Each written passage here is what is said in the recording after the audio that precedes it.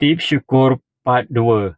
Amalkan satu lagi ucapan Nabi Sulaiman. Doa ini disebut dalam surah An-Naml ayat 19. Rabbi auzi'ni an ashkura ni'matika allati an'amta alayya wa ala walidayya wa an a'mala salihan tardahu wa adkhilni birahmatika fi ibadika salihin.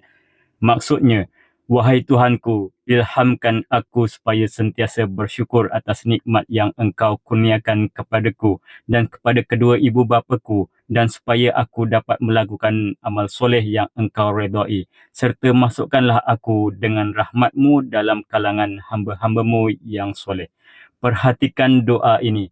Nabi Sulaiman bukan sekadar minta jadi orang bersyukur, tapi minta Allah ilhamkan hati supaya mampu bersyukur. Sebab hakikatnya rasa syukur pun adalah kurniaan Allah. Doa ini juga mengajar kita ingat jasa mak ayah dan memohon supaya setiap nikmat yang kita dapat membawa kepada amal soleh yang Allah redai. Cuba amalkan doa ini setiap hari, moga dengannya hati akan lebih mudah rasa cukup, lebih tenang dan lebih menghargai setiap nikmat yang Allah beri.